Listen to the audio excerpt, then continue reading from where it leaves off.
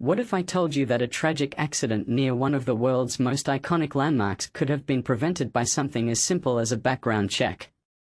Let me tell you about the horrifying capsizing that happened near the Statue of Liberty last weekend, and why this story is far more than just a headline. You see, this wasn't just a boat accident. It was a collision of human error, regulatory loopholes, and the relentless pressure of modern tourism. And the worst part? It's probably happening more often than we realize.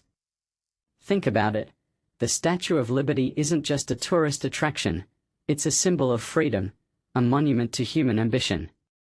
But here we are, with a 5-month-old baby and a mother losing their lives in a boat that was supposedly operating legally. Or was it?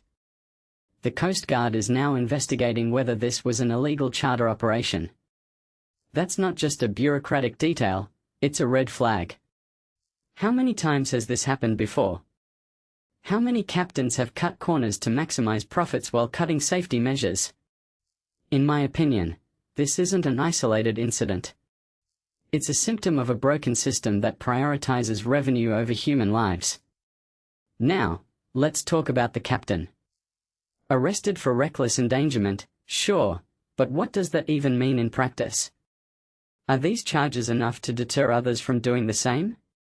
Or are they just a PR move to cover up deeper issues? One thing that immediately stands out to me is the lack of transparency. We don't know the boat's size, its maintenance records, or whether the captain had the proper certifications. What many people don't realize is that in places like New York Harbor, the line between legal and illegal operations can be incredibly thin. And when you're dealing with tourists who just want a quick photo op, safety often takes a backseat. But here's the kicker: this tragedy could have been avoided. The Liberty Island area is a controlled zone, right? There are strict rules about who can operate boats there.